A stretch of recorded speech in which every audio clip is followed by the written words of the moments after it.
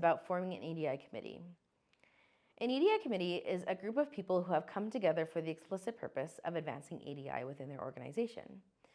An EDI committee is responsible for developing EDI strategies and implementing EDI policies and practices within the organization.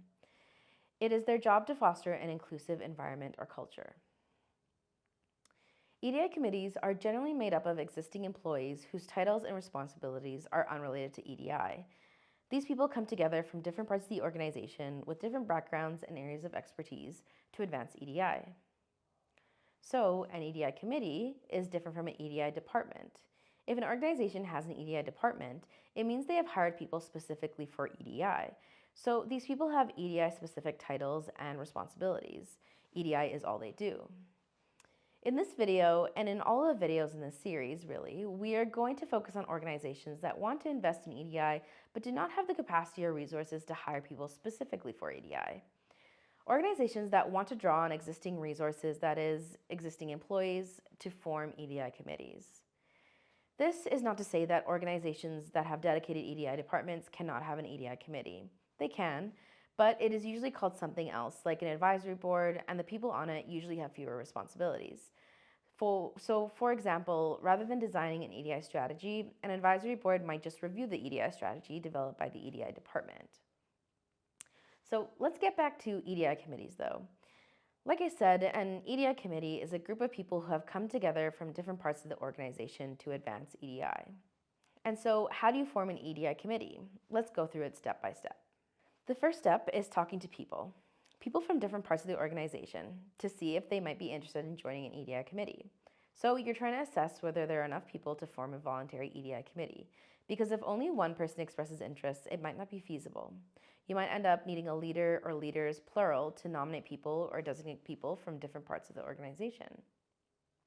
The quote-unquote ideal number of people for an EDI committee is going to depend on the size of your organization and how you want the committee to operate. The largest committees are generally 15 to 20 people, and committees with fewer than 3 or 4 people generally struggle to gain traction. So a good number to use is somewhere between 5 to 15 people. Regardless of how many people there are in an EDI committee and whether they were nominated or joined voluntarily, your next step is talking with leadership.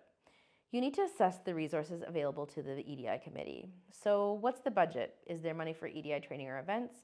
How much can you ask of committee members? Can you ask for an hour of their time per week? 2 hours? 3? How are members going to be compensated? Will they be paid more? Will they get extra time off? And will their existing workload decrease, or will they be expected to do EDI work on top of their existing workload? You need to know what to expect, right? Once you have this information, you can schedule the first 2 to 3 meetings. You might need to have more frequent meetings at the beginning so that members can figure out some of the logistics. For instance, what are the roles going to be? Will an EDI committee be set up like a governing board with a president, a vice president, a secretary, a treasurer, and so on? Maybe you want to adopt a simpler version of the setup with just a president, a secretary, and general members. Maybe these roles will rotate so that different persons act as president each week or month. Or maybe you will adopt a lateral setup where everyone is equal. Members will also need to decide on the committee's mandate or goal. So what's the committee's mission? What's its vision? It might be useful to write out formal mission and vision statements here. Some committees will outline guiding principles as well. Another thing to consider is communication. So how will the EDI committee keep the rest of the organization up to date on their progress? Will they put out a monthly newsletter, make posts on an online forum, send emails, or maybe they will provide updates live or in person, sharing them in meetings and so on.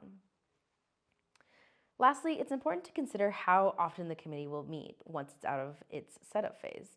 Bi-weekly, monthly, bi-monthly. Now that you've figured out the logistics of the committee, consider providing opportunities for members to get to know one another or to get to know one another better. EDI work is often emotional work and it requires a certain amount of vulnerability.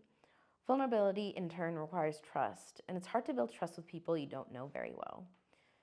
Another thing to consider is members' knowledge of key EDI concepts, things like power and privilege and unconscious bias, things we talked about more in Module 2. It's important to meet members where they're at. Oftentimes this means investing in EDI training. And remember, EDI training does not have to be expensive or costly. There are a lot of free resources online. Consider, for instance, the resource that is the Gateway to EDI resources. When it comes to education, it is important to note that even after EDI training, members may not feel ready to take on this work. They may not feel educated enough. After all, EDI work has to do with race, gender identity, disability, gender expression, location, indigeneity, age, sexual orientation, religion, citizenship status, family status, and more. And it's impossible to be an expert in all of it. But the thing is, you still have to try. You still have to try and build a more inclusive organization, because that's what EDI is all about. It's not about being an expert in anything. It's not about being perfect. And at the end of the day, it's really just about trying. And if you try and it doesn't work the first time, that's okay. You just try again until it does. For now, let's talk about the three Jedi Hub lenses: disability, indigeneity, and racialized newcomers. Your EDI committee should be diverse. It should include disabled employees, indigenous employees, employees who are racialized newcomers, and more. For example, queer employees, employees different ages, employees who are parents, gender nonconforming employees, and fat employees. Ultimately, the goal should be to have representation from a range of social categories. I'd also recommend representation from different levels, quote unquote, from the organization. For instance, junior employees, mid-senior employees, managers, entry-level employees, and directors. If your EDI committee only includes managers or directors, you're not going to be able to address the needs of entry-level employees or junior employees, at least not well.